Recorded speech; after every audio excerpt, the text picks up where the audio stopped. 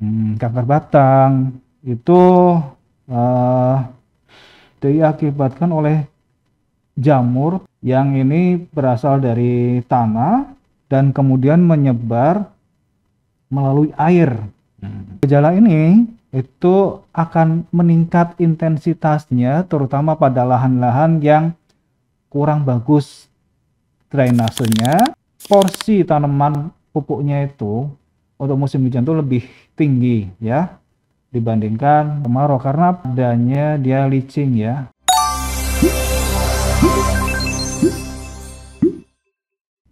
Halo sahabat Mutiara, jumpa lagi pada sesi Q&A ya.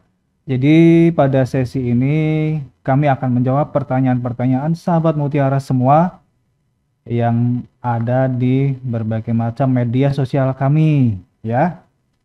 Namun sebelumnya, jadi saya ingetin ke sahabat Mutiara semua untuk jangan lupa like video ini dan subscribe channel NPK Mutiara TV dan pentung tanda loncengnya supaya tidak ketinggalan berbagai macam informasi video-video edukasi kami yang lain. Oke? Pertanyaan pertama dari @Akro Audio ya. Pak, apakah pupuk NPK Mutiara 16 disemprotkan ke daun jagung bisakah? Apa hanya khusus pupuk akar saja NPK Mutiara tersebut ya? Oke, jadi pupuk NPK Mutiara 16 kami memang didesain diperuntukkan untuk field grade, jadi untuk ditabur ke tanah ya, tidak sebagai pupuk foliar atau pupuk semprot ya, karena memang di kelarutannya itu tidak mendekati 100% ya. Jadi sahabat Mutiara semua juga harus teliti lah ya, pupuk yang mana yang bisa untuk pupuk semprot dan pupuk yang untuk ditaburkan ke tanah ya. Jadi mungkin untuk ini nanti bisa diganti dengan produk kami yang memang diperuntukkan untuk foliar. Kalau ini vegetatif bisa pakai yang serial profit ya, profit hijau. Di situ sudah lengkap unsur hara makro dan mikro. Dan bila mendekati generatif, maka bisa ganti dengan profit merah ya untuk pembungaannya, dan pengisian pembesaran buahnya bisa memakai profit maxi atau profit orange ya. Oke, lanjut pertanyaan selanjutnya dari Arli Harli ya, yang menanyakan jadi ini petani duren merasa paling berat untuk pengendalian hama terutama kanker batang, busuk akar dan daun layu. Mungkin ini minta solusinya ya. Jadi memang pekebun durian ini penyakit yang tadi disebutkan itu menjadi momok ya. Kanker batang itu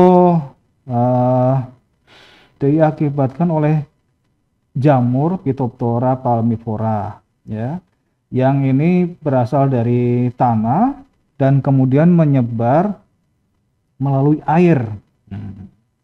Nah, gejala ini itu akan meningkat intensitasnya terutama pada lahan-lahan yang kurang bagus drainasenya sehingga menyebabkan jamur ini mudah berkembang biak ya. Jadi kelembapannya tambah tinggi dan sehingga jamur pun merajalela. Nah, gimana untuk pengendaliannya? Pencegahannya kita harus perbaiki dulu sarana drainasenya di kebun kita ya. Terus apabila sudah memang diperlukan, bisa disemprotkan dengan fungisida, dan bahan aktifnya diantaranya adalah metalaxyl, semoxanil atau azoxystrobin ya.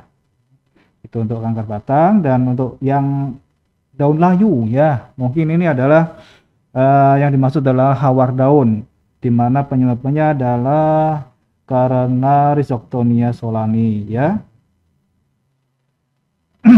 Nah, untuk yang cara yang alami bisa memakai trichoderma ya, agen hayati, Ataupun kalau sudah memerlukan penanganannya lebih serius, bisa menggunakan fungisida berbahan tembaga.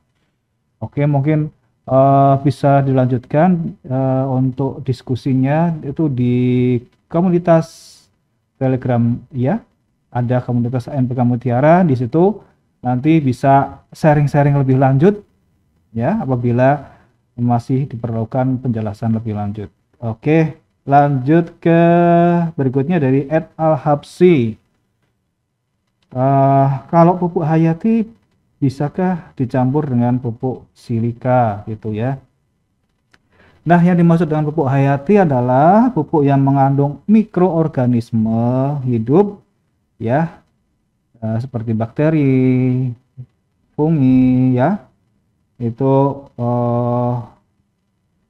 bakteri hidup ya yang fungsinya atau kegunaannya diantaranya adalah bisa untuk membantu tanaman menambat nitrogen di udara, terus juga bisa untuk melarutkan pupuk fosfat dan kalium yang terjerap di dalam tanah. Nah, penggunaan pupuk hayati ini sebaiknya tidak dibarengkan waktunya dengan pemberian aplikasi pupuk pabrikan ya, seperti NPK ini dan yang lainnya. Oke, lanjut ke pertanyaan dari Ed Muhammad Yusuf Asrofi. Saya tanam cabai rawit usia 60 HST.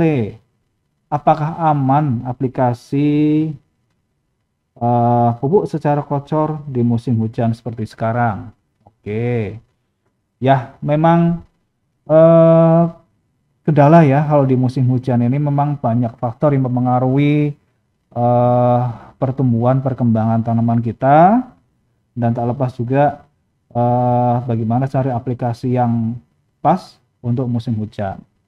Jadi sebenarnya porsi tanaman pupuknya itu untuk musim hujan itu lebih tinggi ya dibandingkan apabila dia di musim kemarau. Karena apa? Musim hujan ini juga adanya dia licin ya, terbawa air hujan, menjadi banyak unsur hara pupuk yang diberikan itu yang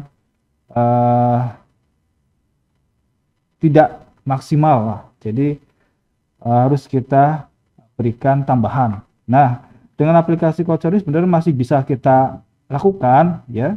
Apalagi ini kalau umur cabai ini kan dia semakin meningkat umurnya juga tajuknya juga semakin lebat ya. Nah, dan sebaiknya ini pemakaian mulsa untuk tanaman cabai di musim hujan ini sangat diperlukan untuk mengurangi intensitas volume air yang masuk ke jaringan tanaman ya. Nah, jadi selain itu juga bisa diimbangi dengan pemberian pupuk secara foliar ya, secara semprot apabila dirasa ada hari yang cerah. Nah, bisa kita lakukan aplikasi pupuk secara foliar untuk membantu pertumbuhan tanaman lebih lanjut ya, karena mungkin kalau kita aplikasikan lewat tanah itu kalau hujannya tiap hari terus menerus juga mungkin efikasinya juga akan lebih rendah. Oke, lanjut ke pertanyaan dari Ed Putri ya. Mohon penjelasannya untuk tanam pohon durian. Baiknya batas MDPL itu sampai berapa? Oke. Jadi pohon durian ini ya itu bisa adaptif di berbagai macam ketinggian tempat ya.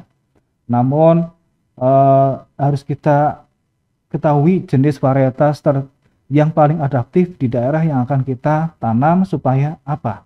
Jadi supaya tidak terlalu banyak biaya operasional yang akan kita keluarkan dengan memaksakan menanam varietas durian yang memang ternyata kok tidak adaptif dengan ketinggian tersebut.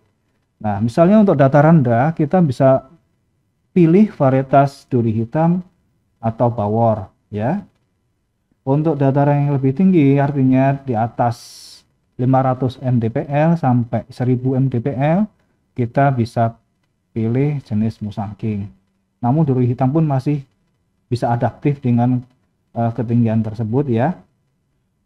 Nah, jadi intinya kita harus jangan memaksakan varietas kita. Misal kita pingin power tapi tanam di dataran tinggi, bisa sih bisa, cuman akan cost atau biaya yang operasional yang kita keluarkan juga akan lebih tinggi untuk mendapatkan kualitas yang hasil panen yang kita inginkan. Demikian, daripada kita menanam jenis yang memang adaptif di area tersebut, itu akan lebih menekan biaya operasional yang kita keluarkan.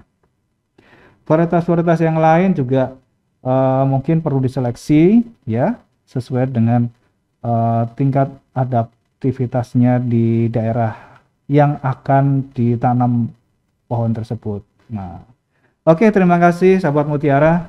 Jadi demikian sesi Q&A kali ini. Tetap semangat dan salam Mutiara.